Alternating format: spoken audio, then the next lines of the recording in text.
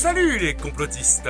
La semaine dernière, je finissais le revisionnage de Sorcier Retournoy avec mon copain pour la deuxième fois. Cette série qui nous aura fait rire, pleurer, nous révolter, mais surtout nous rapprocher. J'ai un amour inconditionnel pour Sorcier Retournoy, étant donné que cette série aborde des sujets très importants comme le suicide ou le harcèlement scolaire, sujets qui me tiennent particulièrement à cœur comme certains le savent. Ayant adoré cette série et l'ayant visionné 2 fois, j'ai réussi à retenir de micro-détails ayant permis l'élaboration de certaines des théories que compose cette vidéo. T'as pas honte de piquer le concept de Dédé? Eh bien justement, parlons-en. Didi Chandouidoui ayant effectivement décidé d'arrêter l'émission 5 théories afin de se concentrer sur d'autres projets, comme je l'ai appris avec une très grande émotion, moi qui le suivais déjà depuis tant d'années, j'ai décidé de lui rendre ce dernier hommage. Pour ceux me connaissant depuis longtemps, vous vous souvenez peut-être de l'époque où j'avais fait une vidéo sur Didi Chandouidoui à l'époque du drama contre Anne Sofri. Il avait d'ailleurs partagé sa vidéo sur les réseaux sociaux, ce qui a permis un grand nombre de vues à l'époque. Je le remercie énormément et d'ailleurs, pour votre information, depuis je suis devenue végétarienne. C'est pas beau? C'est donc en hommage au travail acharné de Didi pour nous avoir divertis toutes ces années et également pour mon grand amour des théories de fans que j'ai décidé de faire cette vidéo. Et commençons sans plus attendre avec la première théorie. Mais avant, générique!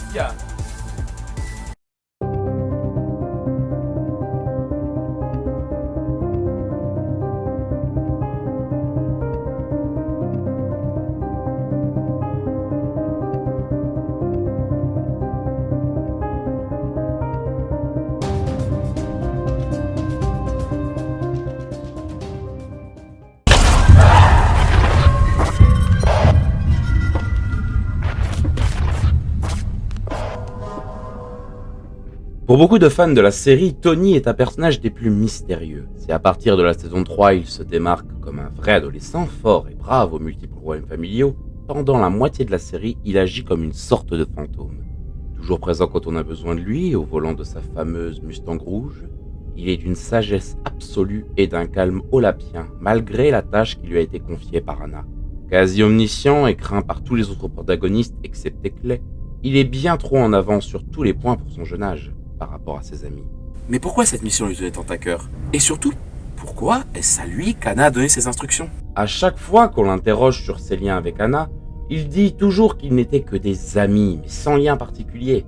De plus, on ne voit aucun flashback portant sur leur relation tout au long de la série. Mais s'ils n'étaient pas si proches, pourquoi est-il autant investi? Pourquoi les Baker lui vouent-ils une totale confiance? Eh bien, selon cette théorie, Tony serait en réalité habité par l'esprit vengeur d'Anna Baker. Anna avait tout simplement besoin de s'assurer que ses cassettes soient bien remises et écoutées par les personnes de sa liste.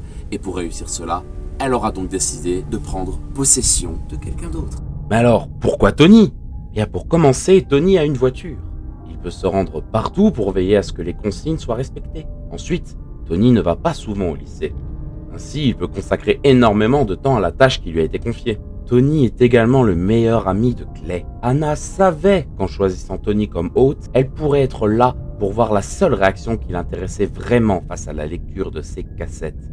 Celle de Clay Jensen.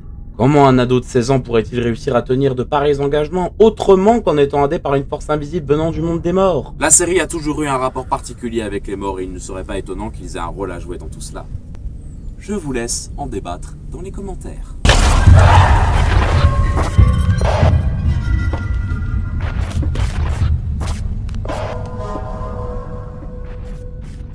À la fin de cette saison, on assiste d'ailleurs à un cliffhanger qui en a fait flipper plus d'un à l'époque. Un adolescent a reçu une balle dans la tête. Cet adolescent, c'est Alex Stendhal. On apprendra plus tard qu'il aurait tenté de se suicider avec l'arme de son père, le shérif adjoint. Miraculé de sa tentative de suicide, Alex passera toute la saison 2 accompagné de sa fidèle Canne.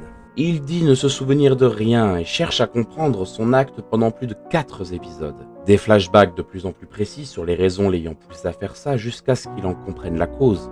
Mais rien sur le moment où il a pointé son arme sur sa tempe. Étrange, non? Comment pourrait-on oublier une chose pareille? Un stress post-traumatique? Ou peut-être que la balle a tout simplement touché une zone mémorielle du cerveau? Oui, peut-être. Ou alors, Alex n'aurait jamais tenté de se suicider. Mais ce serait quelqu'un qui lui aurait tiré dessus. Mais qui? Eh bien, selon cette théorie, il s'agirait de Tyler. Eh bien oui, certains fans sont même persuadés de cela. Notre photographe amateur de voyeurisme aurait tenté de tuer Alex. Mais quels sont les arguments de ces fans ? Si la plupart d'entre eux ont été rendus caduques avec les sorties des saisons 3 et 4, comme le fait que Tyler soit fan d'armes à feu et qu'il en possède beaucoup, une scène particulièrement criante n'a jamais été expliquée. Dans l'épisode 13 de la première saison, Tyler accroche des clichés de certains des protagonistes dans sa chambre noire.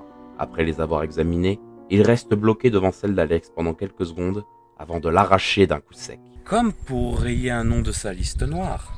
Tyler était déjà venu chez les Stendhal, il connaissait les lieux et aurait très bien pu chercher où le shérif adjoint cachait son arme. Il aurait ensuite attendu le soir propice pour le tuer. En faisant cela, il aurait déjà su la sensation qu'était celle d'ôter la vie afin de ne pas être sous le choc lors de son grand final et pouvoir faire le maximum de victimes. On sait par ailleurs que Tyler a veillé sur Alex pendant la quasi-totalité de son coma, prendre des photos et lui tenir compagnie. Simple rédemption ? Absolument pas. En étant présent à ses côtés à chaque seconde, il serait forcément le premier à le voir se réveiller et ainsi savoir s'il devait finir le travail ou voir qu'Alex ne se souvenait de rien à cause du choc. Comme si cette série n'était pas assez dramatique comme ça, il fallait que les fans en rajoutent une couche. À titre purement personnel, je trouve cette théorie un peu tirée par les cheveux, mais néanmoins très intéressante. Allez, enchaînons avec la troisième théorie.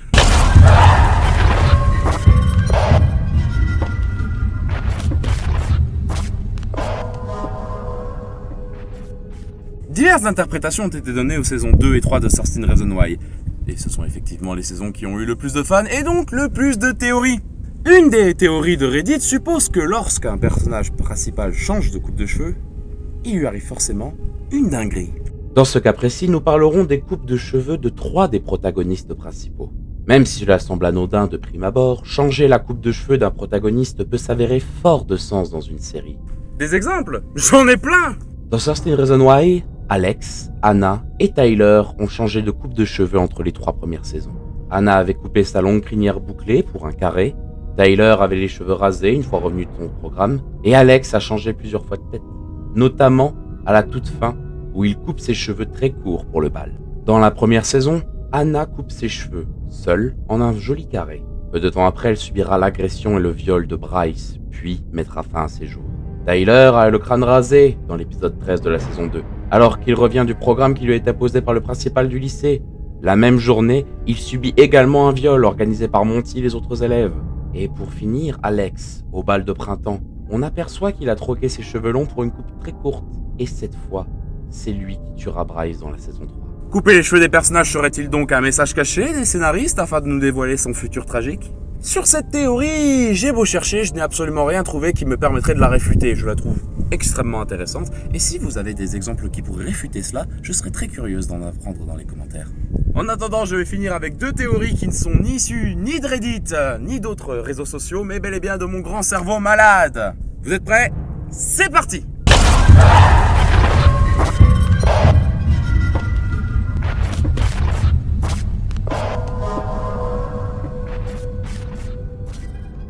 Que ce soit pour critiquer, se moquer, effrayer ou même débattre avec les vivants, on voit les spectres de Bryce et Monty tout le long de la saison 4. Déjà, il n'y a pas que Clay qui voit des esprits dans cette série. Qu'il s'agisse de Jessica ou Danny, les morts ont tendance à ne pas rester morts. Cependant, j'ai remarqué un détail très intéressant qui me fait penser qu'il existerait 2 Bryce Walker. La vision qu'en auraient les protagonistes d'une partie, mais également de l'autre, celle de sa véritable âme défunte et repentante. À chaque fois que Bryce apparaît comme le monstre qu'il était, il porte le blouson de Liberty. Le blouson qu'il avait au moment de sa cassette, ce moment où sa haine avait atteint son paroxysme, ce moment où il était au sommet de sa gloire, bref, ce moment où il était un véritable monstre. A contrario, il apparaît des fois comme une âme désolée, une âme en repentance. Et quand c'est le cas, il porte le blouson d'Hillcrest. Ce blouson qu'il avait après s'être fait renvoyer de Liberty, ce blouson dans lequel il s'est fait harceler à son tour, ce blouson qu'il portait quand il enregistrait la cassette de Jessica, ce blouson qu'il portait au moment de sa mort. Alors, simple question de lumière qui fait qu'on préférait prendre un costume à un autre, ou véritable indice de la part des scénaristes ? Je vous laisse en juger dans les commentaires. Mais il est temps de partir pour la partie finale de cette vidéo.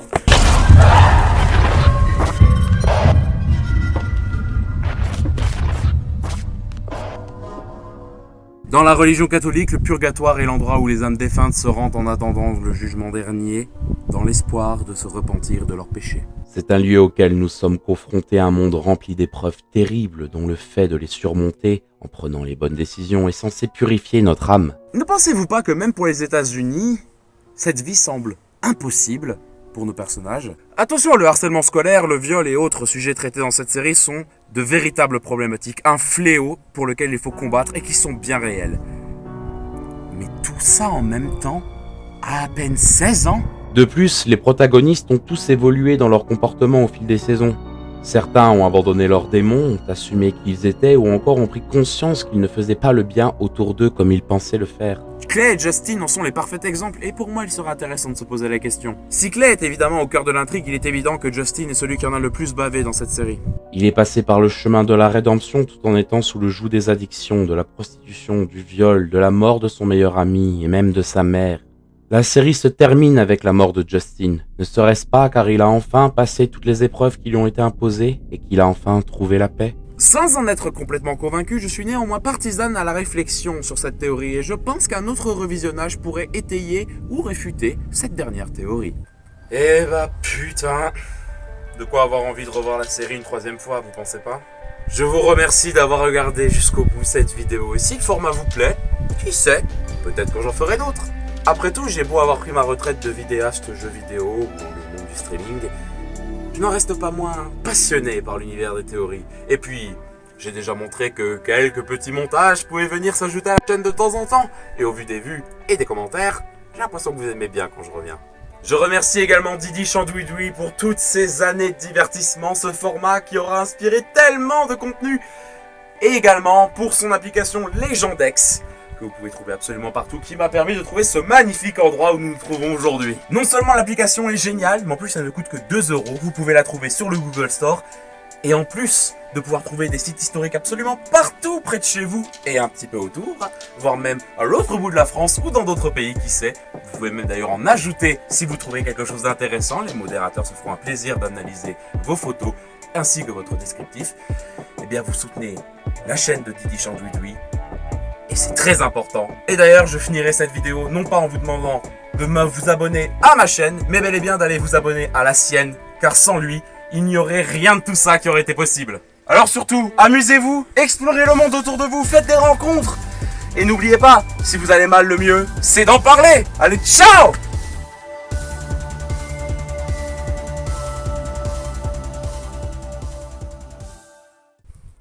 J'ai un amour inconditionnel pour Sastri Revenroy.